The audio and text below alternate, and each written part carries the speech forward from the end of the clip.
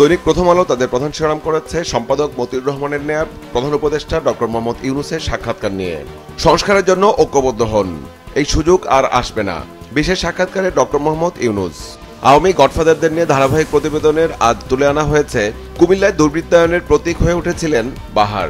কুমিল্লা শহর ও আশপাশের এলাকার রাজনীতি ও অপরাধ দুটি নিয়ন্ত্রণ করতেন সাবেক সংসদ সদস্য বাহারউদ্দিন বাহার। দৈনিক সমকাল তাদের প্রধান শিরোনাম করেছে ঢাকার রাস্তাঘাটের বেহাল অবস্থা নিয়ে। রাজধানীর সড়ক বেহাল, চলাচলে নাজেহাল, খানাখন্দে চলাচল দায় সামান্য বৃষ্টিতেই জলাবদ্ধতা, ঠিকাদার পাওয়া না গেলে হবে রিটেন্ডার, পরিদর্শন করে কাজ শুরু করার নির্দেশ দেওয়া হয়েছে প্রধান প্রকৌশলী ডিএসসিসি।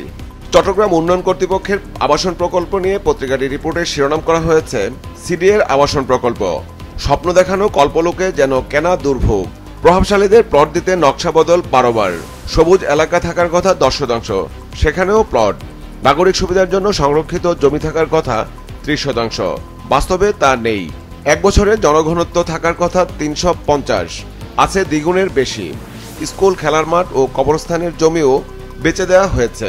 বোর্ড সভায় অবৈধ কাজের বৈধতা মিলত, নেই ন্যূনতম নাগরিক সুবিধা, সাধারণ গ্রাহক প্রতারিত। অন্তর্বর্তী সরকারের 2 মাস নিয়ে পত্রিকাটির রিপোর্টে শিরোনাম করা হয়েছে অন্তর্বর্তী সরকারের 2 মাস, ঊর্ধ্বমুখী বাজারের কারণে চ্যালেঞ্জে সংস্কার উদ্যোগ।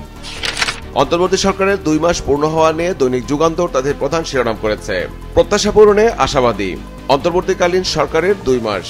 বিভিন্ন বিশেষজনের মতামত দেওয়া হয়েছে পত্রিকাটির রিপোর্টে। সাবেক মুখ্য সচিব ও এনবিআর চেয়ারম্যান নজিবুর রহমানের দুর্নীতির অনিয়ম নিয়ে পত্রিকাটির রিপোর্টে শিরোনাম করা হয়েছে নজিবুরের বহুমুখী জালিয়াতি ও ক্ষমতার অপব্যবহার, 3 দিনের রিমান্ডে।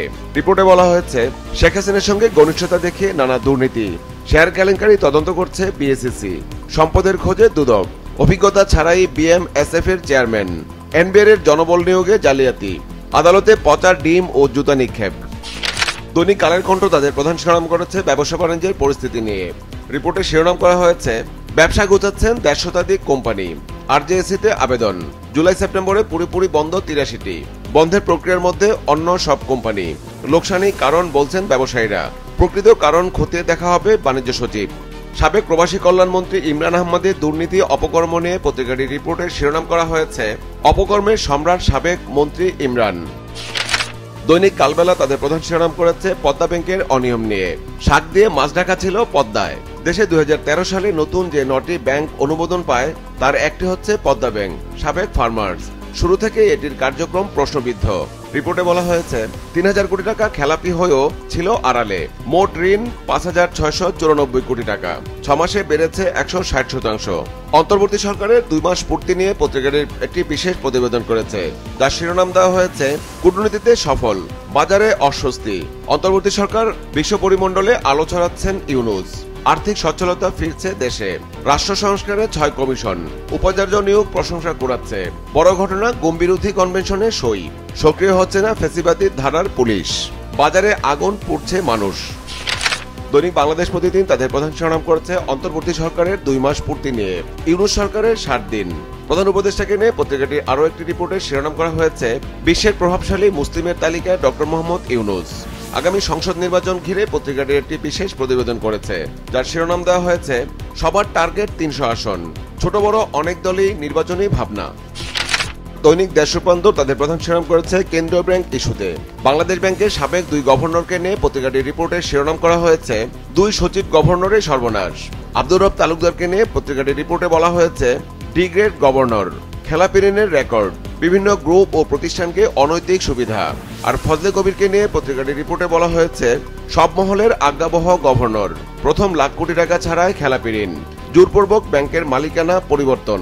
শীর্ষ পুলিশ সদস্যদের নিয়ে পত্রিকাটির রিপোর্টে শিরোনাম করা হয়েছে পালিয়েছেন পুলিশের আলোচিত কর্মকর্তারা। দৈনিক আজকের পত্রিকা তাদের প্রধান শিরোনাম করেছে পুলিশের নিয়োগের অনিয়ম নিয়ে। এসআই নিয়োগের রাজনৈতিক কৌশল, নিয়োগের যত অনিয়ম। বিধি অনুযায়ী 2 বছরের প্রশিক্ষণের নিয়ম। 2012 সাল থেকে প্রশিক্ষণ 1 বছর করা হয়েছে।